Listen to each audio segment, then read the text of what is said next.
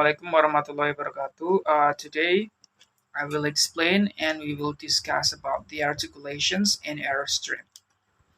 So the relationship between the articulations and Airstream in the context of phonology or phonetic and phonology. So here my name is Muhammad Rifqi, student of English Education Department of Sarjana Wiyata Taman Siswa University. My student number is 201-900-2078. Yeah, let's move on to the first slide. Here we have a picture of upper respiratory tract and then the lower respiratory tract. The first, for the upper one, we have the nasal cavity. So the nasal cavity is located underneath your nose, between your upper mouth, or maybe you can say that like a roof, like a ceiling on your like the hollow mouth. And then we also have a pharynx. It's literally in the middle of the central throat behind your mouth. And then we also have the larynx.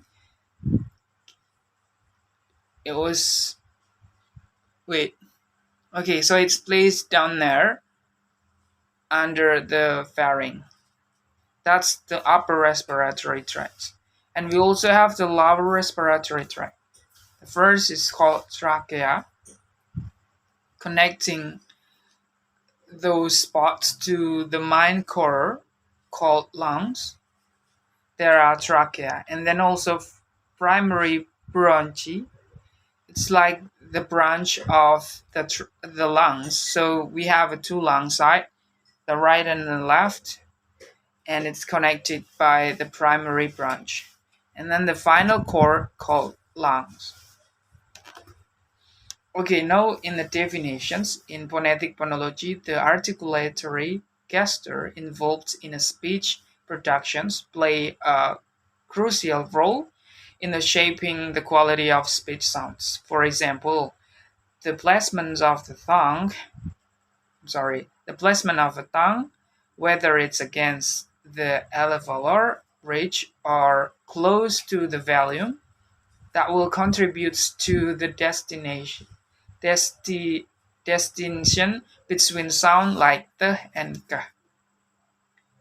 And then the Airstream machines significantly influence the characteristics of speech sounds.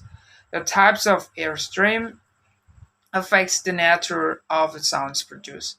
For instance, pulmonic airstream involving the lungs is the most common and it's used for the majority of speech. Sound in the human language,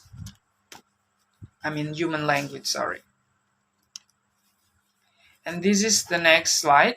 We're gonna talk about the articulation refers to the physical movements and configurations of the speech organs such as tongue, lips, vocal cords, in producing speech sounds. Airstream, on the other hand, refers to the flow of air used to produce their sounds.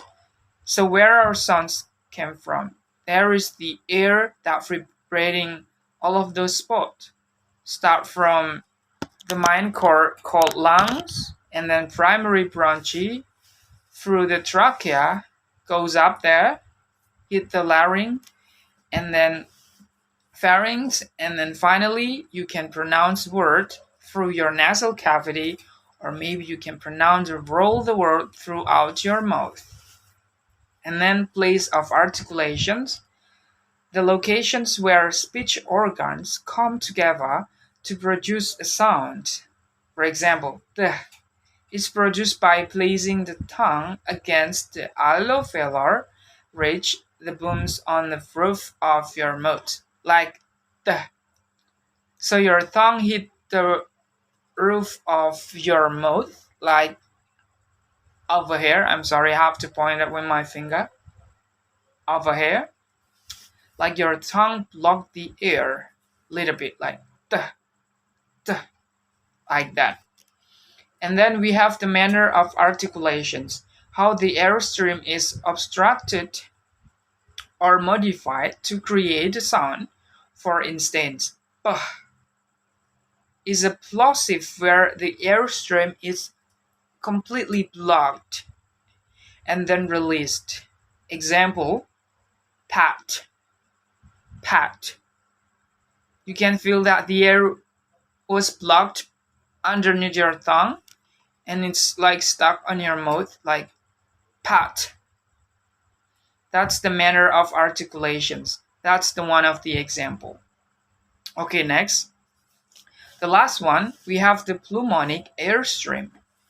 The most common, where air is expelled from the lungs.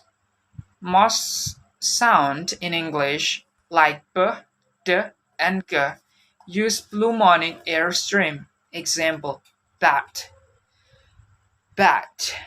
Like if you can feel it that you need a lot of effort to pronounce this, like bat, you have to breathe and you have to release the air start from your lungs throughout trachea, larynx, pharynx, and nasal cavity at their own time. Like bat, like you have to push a little bit to pronounce this word. Bat, that's a pulmonic airstream. And then the last one is glottic airstream. Involves the use of the glottis, the space between the vocal cords. Sounds like the glottal stop.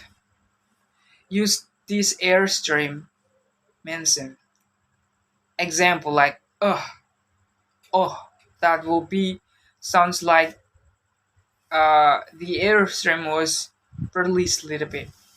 Use this airstream in this word like or oh. So that's the example and little explanations about the articulations, airstream, and how our bodies constructed to produce words, to produce sounds that we need to pronounce or we want to pronounce, and how those sounds came from. Start from the nasal cavity to the lungs, or maybe from the lungs to the nasal cavity.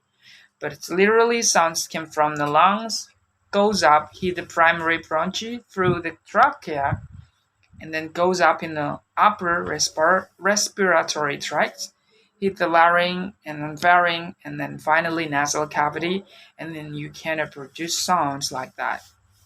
So this is the little explanation from me. Thank you very much for enjoying my video. I hope this slide and this explanation will help you to figure it out.